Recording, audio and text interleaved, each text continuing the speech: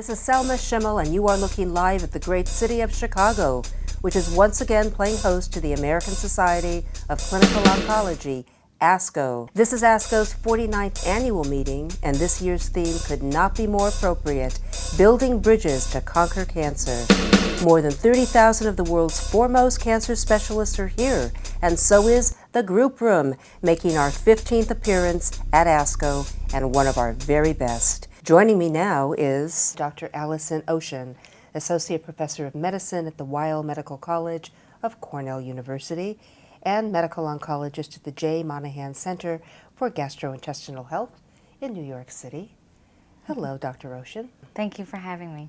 We're learning more and more about the BRCA mutation, and let's talk a bit about the role or impact that this mutation may have on the risk of developing pancreas cancer. So I mentioned that family history is a risk factor for developing pancreatic cancer, and this can affect the development in a couple ways.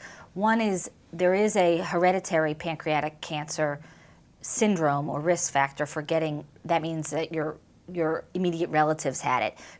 If you come in and your father died of pancreatic cancer, and his father died of pancreatic cancer, that is a buzzword for the hereditary pancreatic cancer syndromes. But then genetically, there's also a association with the BRCA gene in pancreatic cancer as causing the cancer. And this is a risk factor of about 10% of pancreatic cancers are related to the BRCA gene. This is a gene that affects the way DNA or our genetic material repairs itself. When patients are found to have a BRCA mutation, their DNA repair system goes wrong and they can't repair normal damage to cells, and this can lead to cancer growth. In ovarian cancer, if your mother had ovarian cancer and you're BRCA positive, you may tend to get your disease 10 years earlier than your mother.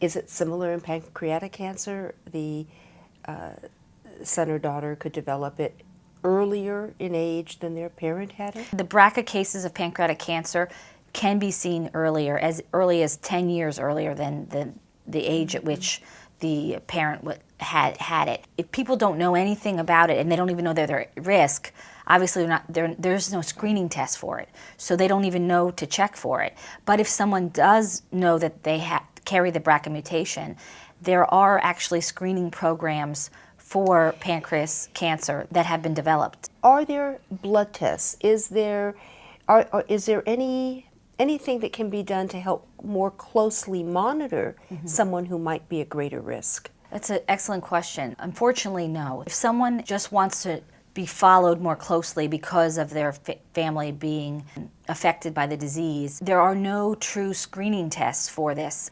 The only way to really image the pancreas well is by doing a CAT scan, and we don't subject people that are healthy to annual CAT scan screenings because it hasn't, number one, the disease is too rare for it to be cost effective, and also it's exposing people to radiation for many years when they may not need it. There is some discussion at this ASCO meeting about the use or research with the PARP inhibitor.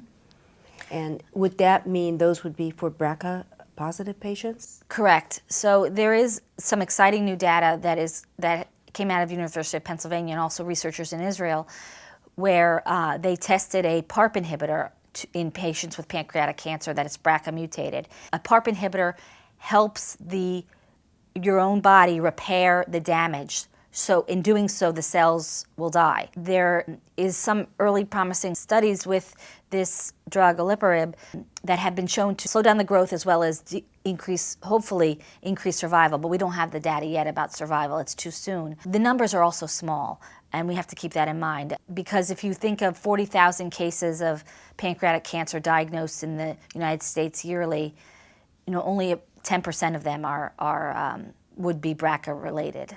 And so it's a small catch. Thank you, Dr. Ocean. Dr. Allyson Ocean, Associate Professor of Medicine at the Weill Medical College of Cornell University and Medical Oncologist at the Jay Monahan Center for Gastrointestinal Health in New York City. Thank you. Nice to see you again. Nice to see you too.